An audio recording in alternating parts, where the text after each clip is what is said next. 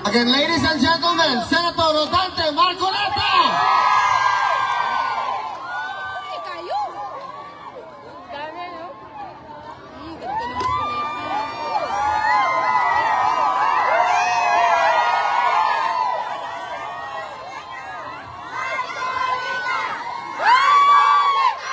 Magandang hapon po sa ating lahat.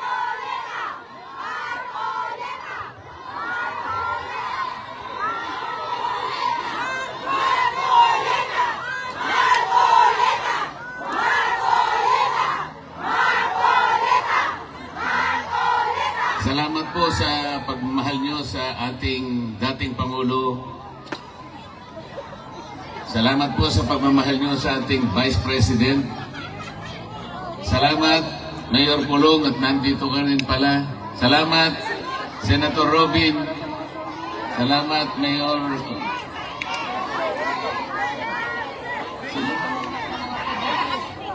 Salamat sa aking kaibigan, Atty. Vic Rodriguez. At lalong-lalo na po kayong lahat na hindi nagmamaliw ang inyong pagmamahal sa ating bayan. Napaka-problemado po ng ating bansa, ngunit huwag po tayong mawawalan ng loob. Magsama-sama po tayo para ayusin po natin ang ating bansa. Akala ko po nung nag-issue ng resignation order ang ating Pangulo, akala ko totoo na eh. Akala ko naman yung bureaucratic reset. Kahit konti lang, naniwala ko, baka okay naman yata ito. Wala rin. Akalain mong naglagay siya ng PNP, si Torre na naman. Kilala niyo ba si General Torre?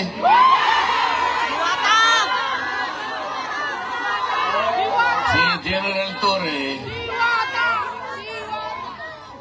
bakit siya yung nagpanggap na representative ng Interpol? Hindi totoo yun, sapagkat kung totoo na nakipag-cooperate ang Interpol sa ating bansa, dapat sana nakausap niya siguro yung Pangulo ng Pilipinas o kaya yung DILG Secretary. Ngunit wala naman tayong nakita na representative ng Interpol na pumunta sa Maynila. Meron ba kayong nakita?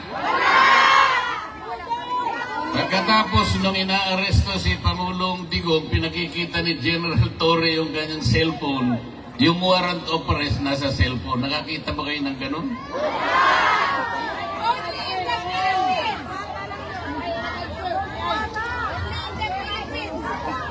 Hindi po ganun ang pagsisilbi ng warrant of arrest. Dapat po yung representative ng Interpol ang pumunta sa Maynila, dala-dala niya yung physical copy ng warrant of arrest. Ganon po yung paraan, hindi po pinakikita sa cellphone. Yun pong counterpart ng Interpol sa Maynila, ito yung PCTC. Ito yung executive director, nandun dapat hindi nagpakita. Ang kanilang ginamit ay General Torre na walang kapangyarihan magsilbi ng warrant of arrest. Wala rin siyang kapangyarihan na bumasa ng Miranda warnings.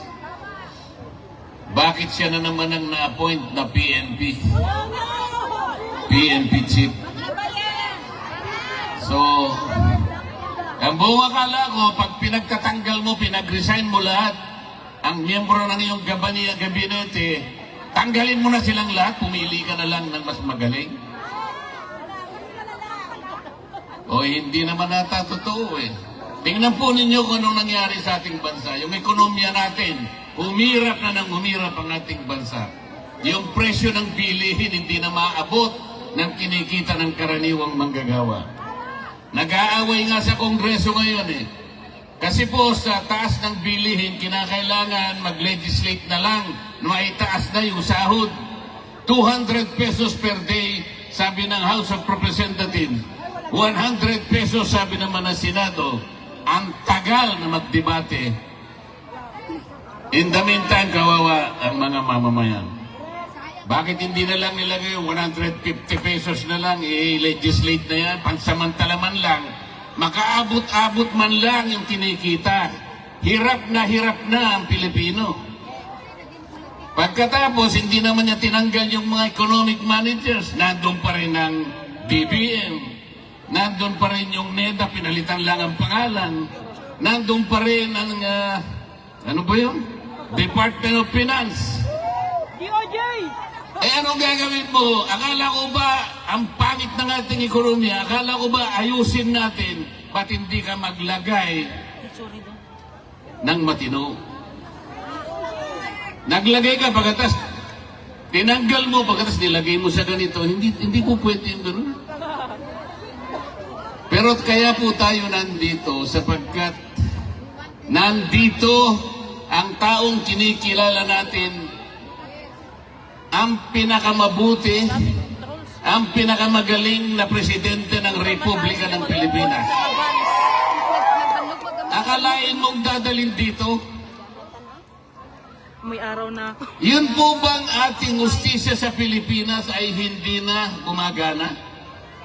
Is our judicial system in the Philippines no longer functioning? Is our prosecutorial system in the Philippines no longer able to function? Hindi po totoo yun. Umiiral, gumagana, umaandar ang justisya ng ating bansa. Kung nagkamali ang sinumang Pilipino, kung nagkamali halimbawa ang isang naging Pangulo, o dilitisin natin, edi husgahan natin, pero sa sarili nating patakaran, sa sarili nating batas, hindi sa batas ng ICC. Pagtiyagaan na lang po natin, kahit anong mangyari, mawawalan din ng saysay ang ginawa nila laban kay Pangulong Digong. Lalabas din po ang katwiran, magtatagal lang po ng konti dahil may proseso.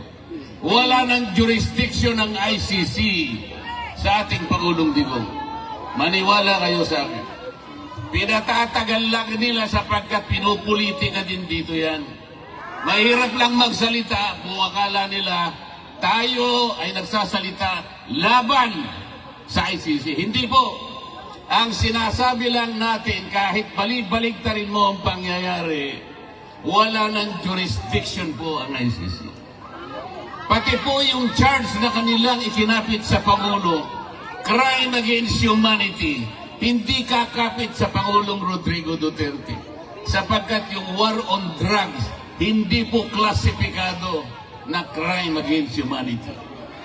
Yung programa na ginawa niya is a legal, it is a regular governmental action to wipe out drug problem in our country. Presidente po siya, siyang nakakaalam ng mabuti para sa kanyang bansa. He should have been judged by the benefit, by the advantages reaped by the Filipino people from his program. He should not have been judged from the number of people who were killed along the war on drugs. May mamamatay at may mamamatay, alam naman nila yun. Sapagkat ang nagsusulong sa droga yung mga kriminal. Lalaban at lalaban yung mga yan. Bakit kailangan mo siyang husgahan sa bilang o sa dami ng matay? Kailangan husgahan mo ang isang programa doon sa nakinabang, milyon-milyong pamilyang nakinabang. Ngayon, bumalik na naman ang droga. Ngayon, bumalik na naman ang krimen. Kayo po ang nakakalam, ang mga kamag-anak nyo sa Maynila ang magsasabi sa inyo, bumalik na naman ang problema ng ating bansa. Kasi po, wala naman silang gustong gawin para ayusin. Salamat po sa inyong lahat. Alam ko po, isa po ako sa inyong ibinoto para maging senador ng ating bansa. Kahit nalayo po ang lugar na ito, alam kong nagpupulong-pulong kayo rito. Marami pong gawain sa Maynila. Ngunit kahit konting sandali, kailangan tagpuin ko kayo rito. Para personal po akong magpasalamat. Lahat po kayong lahat, binoto po ninyo ako. Kung hindi sa inyo, baka natupad yung survey. Akalain nyo naman, sa simula't-simula pa, number 36 ako. Hindi man lang ako umangat. Nung naawa sila sa akin, siguro bandang Pebrero yata yun. Napunta ako sa number 22. Hanggang doon ka na lang, sabi nila. Malapit nang matapos ang Abril, 21 na naman ako. Pagkatapos nagmilagro isang araw, nilagay po nila ako number 12, pero isang araw lang yun. Binaba na naman nila ako sa number 18. Tingnan mo ninyo, kawalang hiyaan ng mga survey companies na yan. Naniniwala pa ba kayo dyan? Sipi-sipi ninyo. Merong isang media practitioner sa Maynila, babae, hindi ko nababanggitin ang pangalan, baka sumigat pa. Hindi makamove on. Hindi siya makapaniwala bakit daw si Rodante Marcoleta naging number 6. Hindi niya kasi binabasa yung ating mga kababayan katulad ng inyong mga kamag-anak at kayong lahat. Hindi ba niya alam kung gaano ang kinontribute na boto ng lahat ng OFWs? Bakit hindi niya alam yun? Bakit tinitingnan niya? Ako lang ang tinitingnan niya. Paano nangyari yun, sabi niya? Paano nangyari si Marcoleta ay nanalo? Paano nangyari yun? Nakakaawa yung tao na yun. Nakalimutan niya. Nakalimutan po niya, napakaraming nagmamahal pala kay Rodante Marcoleta. Ngayon po, masasabi ko na sa inyo, lintik lang ang walang ganti. Ginawa, ang gusto nila number 36 ako. Sabi ng mga tao, hindi. Kailangan maging number 6. So yun po yung nangyari. Yun po ang nangyari. Umanda sila. Ito pong impeachment na kinakasan nila, bahala sila. Bahala sila. Pero kung ako ang masusunod, sabi ko sa kanila, para mabawasan ang kahihiyan ng ating gobyerno, para hindi na mapahiya ang administrasyon, tigilan nyo na. Tigilan nyo na para hindi na mapahiya. Ngayon, kung gusto nyo mapahiya, o ituloy nyo. Hindi rin naman kayo mananalo. Kahit saan tayo mapunta, hindi mananalo ang kalaban ng ating Vice President. Sinabi ko na noong una, uulitin ko sa inyo, kung ayaw nilang itigil, nasa sa kanila. Pero kung gusto nilang mawala ang kanilang kahihiyan, itigil na lang nila. Ngayon, ayaw niyong tumigil, purbahan natin. Sige, isulong ninyo. Pareho din naman ang mangyayari.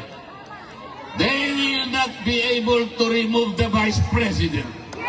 Itaga mo sa bato yan. Itaga nyo sa bato yan. Walang mangyayari. The Vice President will stay as Vice President.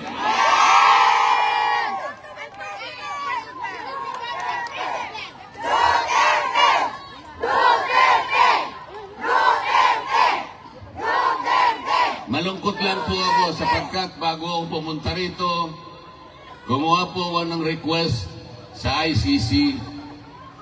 Payagan nyo sana ako kahit ilang minuto lang makausap ko ang dating Pangulo ng Republika ng Pilipinas. Nakikiusap ako sa inyo, sabi ko, sapagkat gusto ko siyang makita ng personal para personal kong sabihin sa kanya ang aking pagpapasalamat. Dahil ako po'y naging senador dahil sa tulong niya. Yes. Marami pong tumulong sa akin, ngunit siya ay malaki po ang naitulong niya sa akin. Naghintay po ako ng mga ilang araw. 1 linggo siguro o mahigit pa. Hanggang ako po'y tumulak papunta rito, wala po silang ibinigay na sagot sa akin. Sa aking palagay, hindi rin po ako makakapasok para makausap ko man lang. Kahit na ba 3 minuto ay hindi nila ako bibigyan?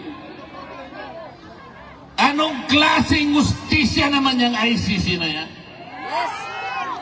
Dito pa naman sa Europa, ang akala ko dito mas matatag, dito mas malinaw ang justisya sapagkat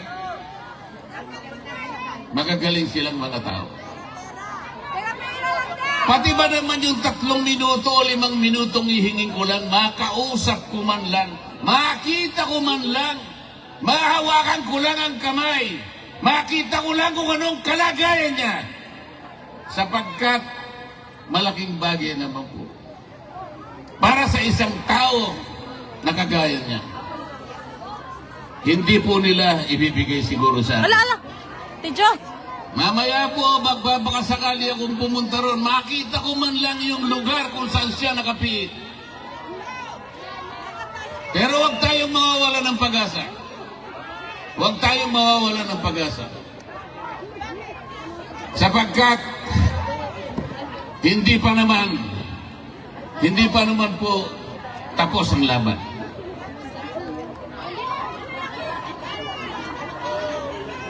Sa ngayon po, maghintay lang po tayo. Maging matiisin lang tayo. Huwag tayong susuko. Huwag nating isusuko ang laban.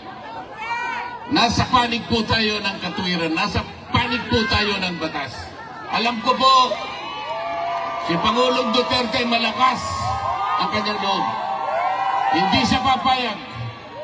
Hindi siya masisira ng loob. Kilala ko yung tao na yun. Makikipaglaban siya para sa inyo. Kahit kanya ng kalagay niya, nakapiit siya, pero kayo ang inaalala niya. Kaya, huwag po kayong mawawalan ng loob, huwag kayong mawawalan ng pag-asa. Tatapusin po natin ang laban. Maiuwi po natin ang Pangulong Digong. Let's bring him home. Salamat po sa inyo.